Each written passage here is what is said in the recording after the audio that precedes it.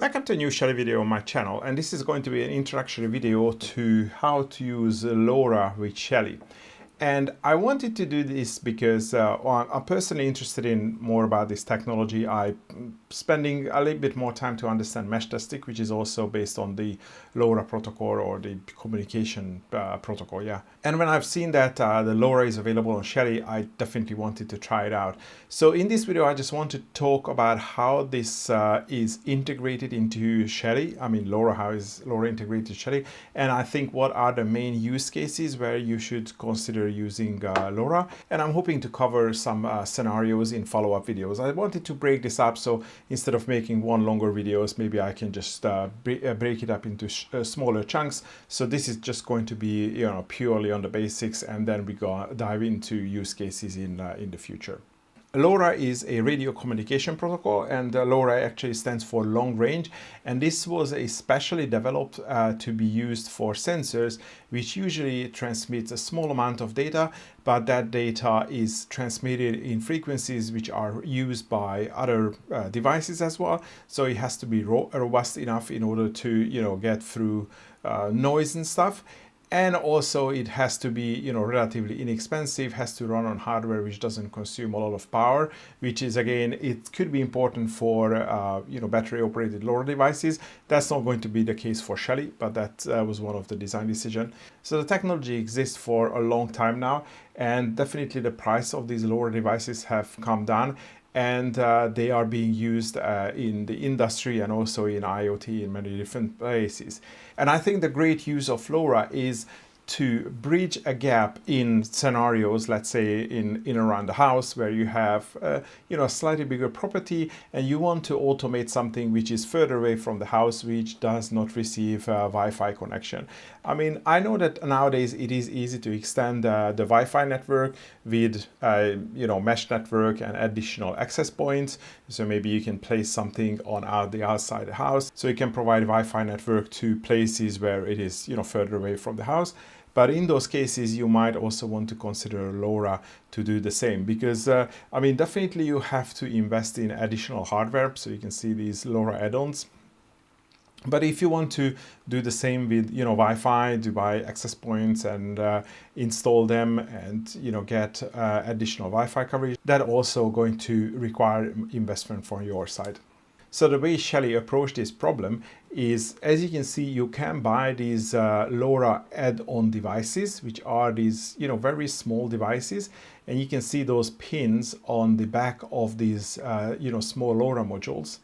And those pins interface with existing Shelly devices. So they are basically piggybacking on the Shellys.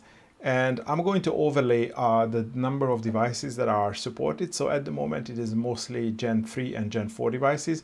And for the test, I have these two Gen 4 devices, the Shelly 1 Gen 4 and the Shelly 2 PM Gen 4.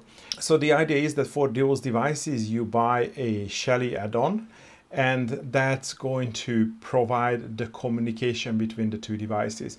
So ideally, you would have one device, which is a receiver, and that has an add-on. And let's say that receiver device is at a place in your house where there is Wi-Fi coverage.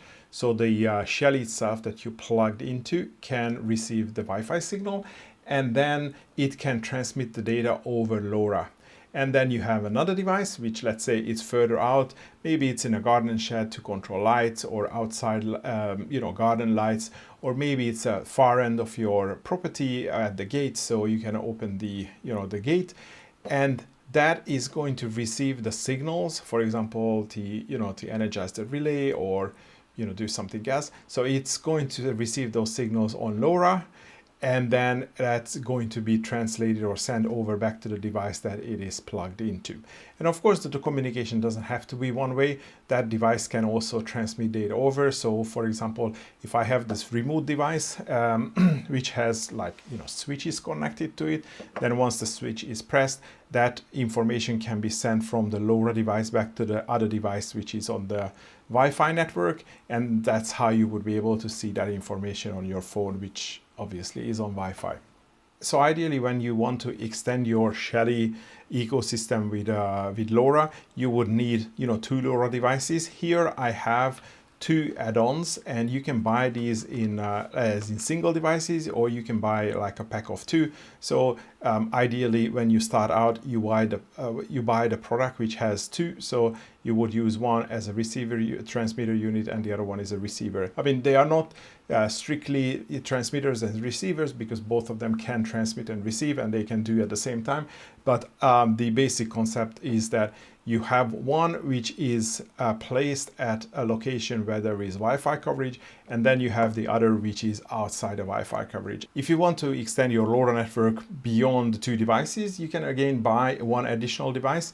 So you will still have one device which is on the Wi-Fi, and so that is going to act like a, let's say, a bridge or a gateway, and that would be able to communicate with the additional add-ons. So it's not like a one-to-one relationship between one device and the other, but I would say it's more like one-to-many. Using this LoRa functionality is not simple and straightforward, because it's not like a basic functionality which is built into the, let's say, this host device, which in my case is the Shelly Gen 4, but you actually have to create scripts which implement the LoRa functionality. It becomes a little bit technical, but I think there are some basic script examples that you can just easily copy and paste to do certain scenarios, like I want to control the relay on a remote Shelly which is connected by LoRa, or I want to be able to send data from a remote device through LoRa, let's say a button press or a state change, or maybe even some data like the internal temperature or a temperature of a device which is connected to it. So the script will have to be adapted for these specific scenarios. So that's why I'm saying it's not straightforward, but it's not that complicated. I think we should be able to boil down to a few scenarios, and then you can mix and match those scenarios. And also we have to make use of virtual components, because obviously these devices which are not connected to Shelly using Wi-Fi, but they are connected to LoRa, they have to be represented in some way, and we are going to do that using virtual components. So this setup, or each of these setup, is going to involve creating these virtual components and devices, creating the scripts on the, let's say, on the receiver and the transmitter LoRa module. And this is why I want to cover them in separate videos, so we are focusing on one specific use case and then how to solve it.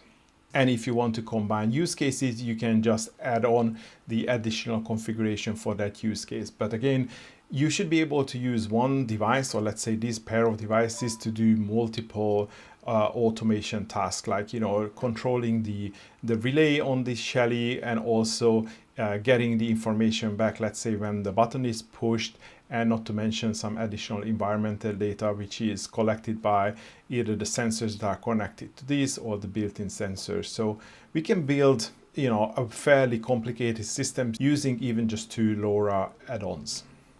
So I think it's going to be an interesting journey to explore all these different scenarios.